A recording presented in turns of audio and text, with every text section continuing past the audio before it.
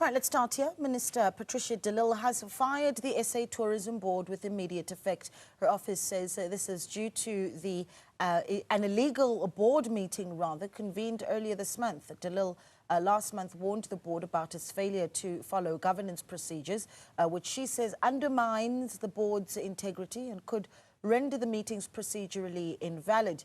The board was informed yesterday and was given time to submit written representations on why it should not be dissolved.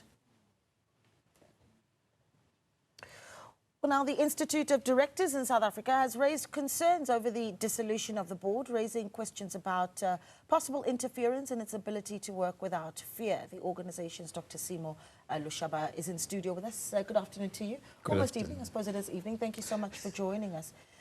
The initial reactions to hearing the news that the Minister of Tourism has decided to dissolve the board of SA Tourism.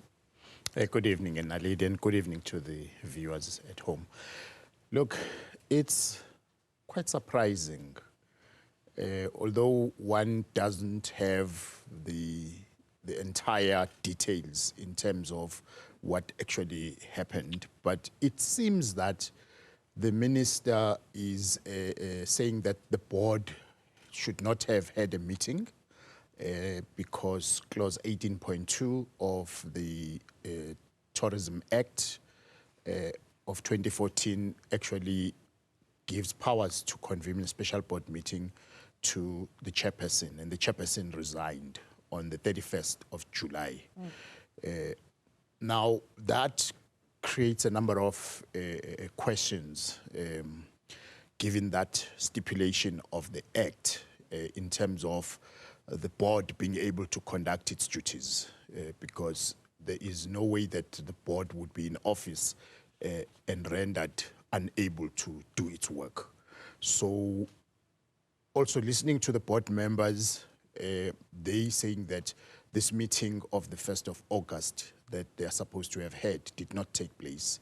They did a round-robin resolution, which is not a meeting, but it's a circulation of the resolution, and board members unanimously agreed to whatever that resolution was. So it's very disturbing, though, because even if the board had had a meeting, the board has to be functional whilst it is in office, for whatever reason that the meeting was necessary. So it raises a question as to why was then a chairperson not appointed, given the fact that the board has this condition, according to the minister, that they can't meet, have special meetings without them being convened by the chair. I'm also questioning the fact that in the same act, clause 16.2, stipulates that when the chairperson or the deputy chairperson, according to that clause, are not able to attend a meeting, then the board may appoint any other member to chair the meeting of the board, although it doesn't say special meeting, which is where the minister has an issue. But it's not clear if there was a deputy chair or not, and if the deputy chair was there, what was the role of the deputy chair in this whole issue. So it seems to us, though, to be something of form of a substance, because the reasons being advanced have to do with procedural issues of the chair convenes special meetings. But the reality is that the board carries fiduciary responsibilities, and therefore the board should at no stage be inhibited from conducting its fiduciary responsibilities. So in the event that you have a situation where the chair steps down, it therefore suggests that you would then appoint a chair with immediate effect, just like the board was removed with immediate effect. So I question, why was then the chair not appointed with immediate effect? Because it's the 19th when this board is being removed. The chair resigned on the 31st, so you almost 3 weeks down the line still don't have any ability to do special meetings in the board. So whether the board did meet or not, that question would still have to be addressed. I wonder how you'd go about answering that question, and I know that would be speculative on your part, but I'd be keen to hear what you'd say if I said, well, how would you answer the question as to why a board chair was not appointed after the loss of the chair in July. But maybe we take a few steps back as you really ponder on that. This taking place not long after we've seen the board deciding to suspend the CEO Nombulelo Guliwe. Yes. Was that move by the chair, by the board rather, a move in the right direction for SA Tourism? Well, I understand there was an investigation report and the board then acted based on that report. But I'm not of any understanding that the board dismissed the CEO. So the norm is after the suspension, there would be then processes that enable the CEO to come and respond and answer. So I do not understand why it would then be problematic, because the board is within its powers. The CEO accounts to the board. So whatever the judgment was, but it has not been questioned in the correspondence from the minister, in the responses, even in the statement that, I mean, in the reasons that were provided for removing the board, this particular development was not actually referred to.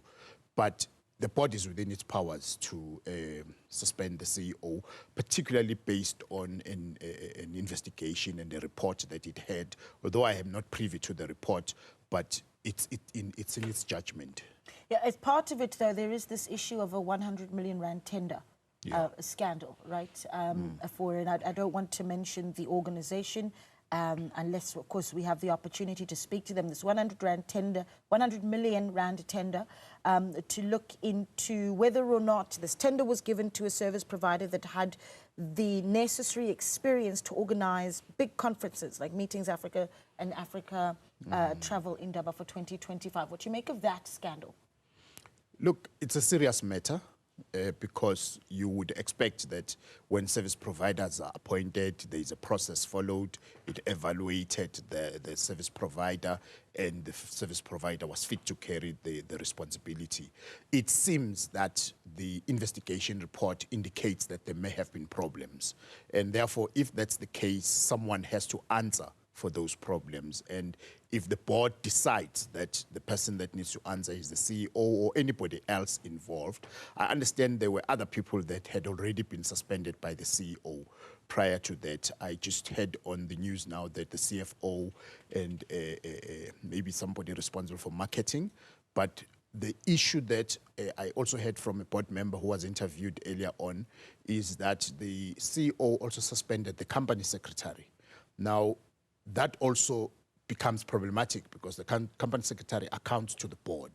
It cannot be suspended without concurrence of the board, and the board seems to be indicating. So there seems to be a lot that is happening, and some of it is not yet in the public eye fully, so it's difficult to comment on it, but it does indicate concerning developments here.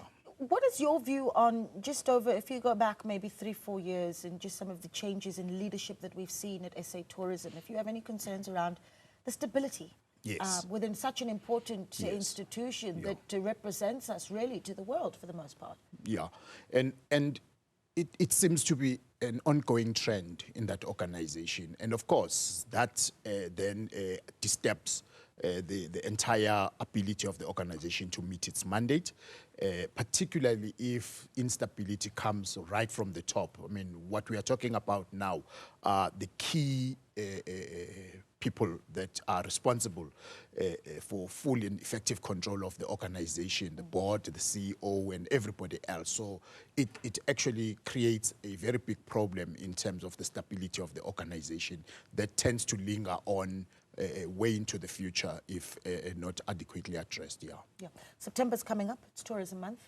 A lot is expected from the sector in the next few weeks, really. And if you're worried about, all of these shifts that are taking place at the top of SA Tourism being a concern for operationally what we're supposed to be seeing in September, and ideally, what you think needs to be done from the Minister's office and also within SA Tourism to stabilize things.